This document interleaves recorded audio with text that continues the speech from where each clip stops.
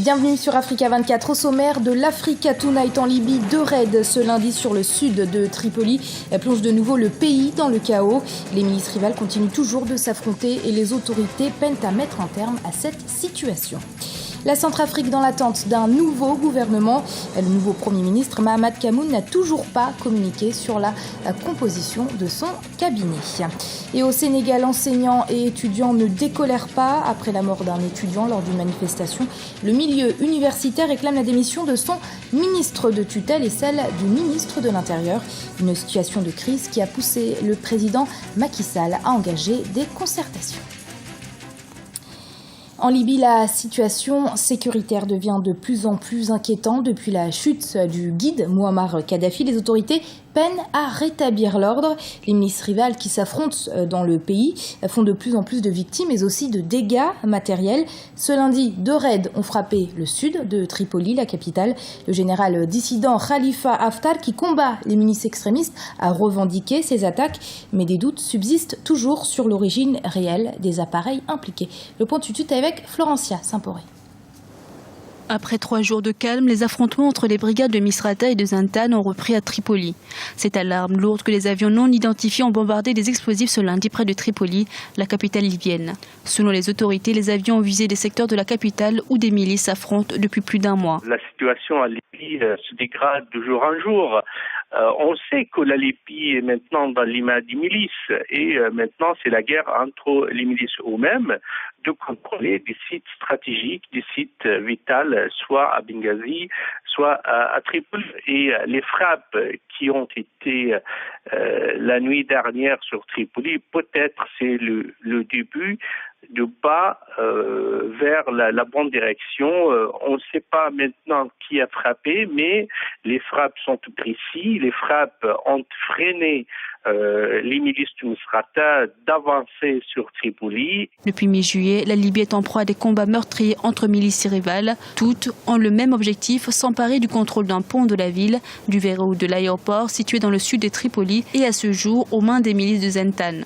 Tant qu'il n'y a pas de gouvernement qui peut faire face aux milices, tant qu'il n'y a pas d'intervention internationale pour faire face à des milices, il n'y a pas de solution parce que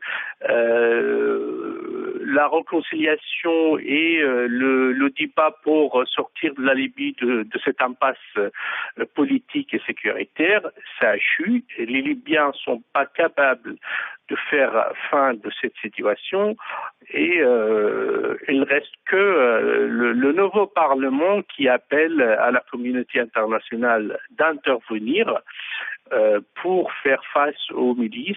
Depuis la chute de l'ancien dirigeant Mouammar Kadhafi, les autorités transitoires ne sont pas parvenues à rétablir l'ordre et la sécurité en Libye. Le Parlement libyen a demandé ce mardi l'intervention internationale pour protéger les civils libyens, mais pour l'heure, aucune réponse n'a encore été donnée. Toujours pas de gouvernement en Centrafrique après la nomination du nouveau Premier ministre. Ce dernier peine toujours à former son nouveau cabinet. Les Centrafricains sont donc toujours dans l'attente. Écoutez à ce propos l'ancien ministre centrafricain Olivier Gabirol. Ce qui a tout faussé, c'est déjà commencer par dire un Premier ministre de confession musulmane, alors qu'on pourrait nommer un Premier ministre qui a la compétence, qui a la bonne moralité qu'il faut, qui est intègre, peu importe sa confession, qu'il soit musulman, chrétien, animiste. Déjà, à ce niveau, on a tout faussé. Et c'est ça qui est vraiment très grave pour notre pays. La crise n'est pas politique. On veut donner un caractère religieux à la crise. Lorsqu'on a nommé un Premier ministre, peut-être uniquement sur la base de la confession musulmane, d'autres disent que non, sur la base de cette confession, il y a d'autres premiers ministres qui sont plus valables, qui ont... Bon, voilà ce qui a tout faussé. Au Sénégal, le secteur de l'éducation nationale de nouveau dans la tourmente. Ce 14 août, les étudiants ont décrété une grève de 72 heures pour dénoncer le retard de paiement de leur bourse. S'en sont suivies des manifestations au cours desquelles un étudiant a malheureusement été tué. Les enseignants de leur côté décrétaient la suspension des cours. Face à l'urgence de la situation, le président sénégalais Macky Sall a décidé d'engager des concertations avec le milieu universitaire. Reportage de notre correspondant Djibril Fofana. La mort de l'étudiant Bassirou Faye le jeudi 14 août n'en finit pas de crisper le milieu universitaire au Sénégal.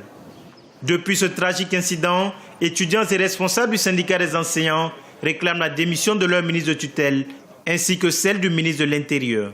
Les réformes initiées par le gouvernement en début d'année sont aussi contestées, notamment celles relatives à la mise en place d'une police universitaire. Les derniers événements ont en effet démontré les limites et les risques de la présence des forces de l'ordre au sein de l'espace universitaire. Les forces de sécurité ne peuvent se justifier que quand il y a une situation d'insécurité à tel point que leur présence soit indispensable.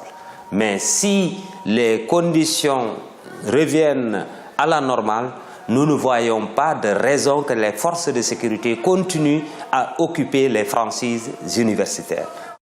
Depuis de nombreux mois, l'université de Dakar connaît une poussée de violence. D'abord, le refus des réformes à laquelle est venue se greffer la question des bourses. C'est cette dernière revendication qui a mis le feu aux poudres. Les étudiants ont été patients. Nous ne pouvons pas admettre que nous puissions rester pendant 10 mois sans pourtant percevoir nos bourses.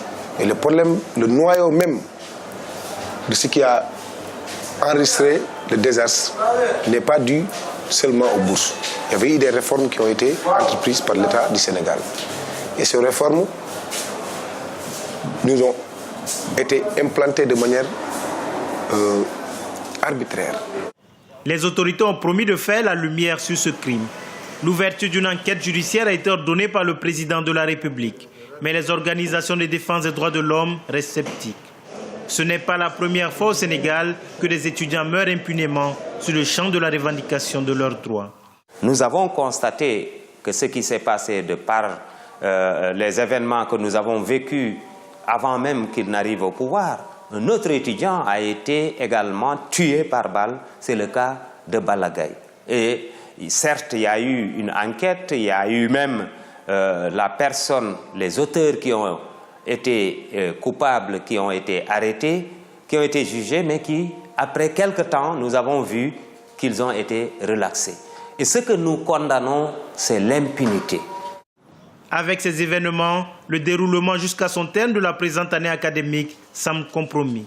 Le syndicat des enseignants a appelé à la fermeture du campus jusqu'au mois d'octobre. C'est rare, mais certains arrivent à faire de leur passion un métier. À tout juste 26 ans, le caricaturiste angolais Nelson Pai en fait partie.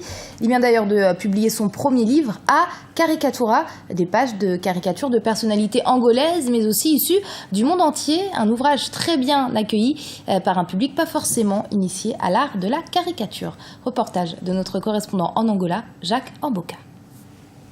Publication ce lundi du livre A Caricatura du jeune caricaturiste angolais Nelson Pai.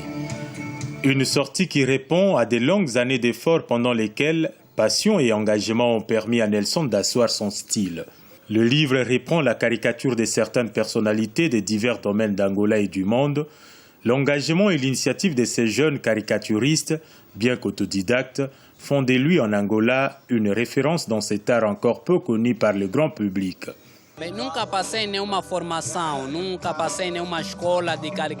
Je n'ai suivi aucune formation, je n'ai été à aucune école de caricature ou d'art. Je dessinais déjà à l'âge de 7 ans. J'ai fait des recherches sur Internet pour savoir comment se fait la caricature et de là j'ai créé ma marque et je l'ai perfectionnée. Les premiers clients venus manifester leur attachement et leur soutien à l'artiste ont eu l'opportunité de se faire caricaturer, une façon pour ces jeunes de prouver à ses admirateurs son talent. Je suis ici pour encourager ce jeune. Je crois qu'il est en train de faire quelque chose de nouveau et d'inédit. Je viens de loin, pas seulement pour acheter un livre, avoir ma caricature qui est belle, mais aussi l'encourager. Je viens dire à ce jeune de ne pas seulement regarder à l'argent, mais d'abord, au-dessus de tout, l'art. La vente de ces livres se poursuivra les week-ends prochains au même endroit et dans d'autres centres de vente du livre de la ville de Luanda.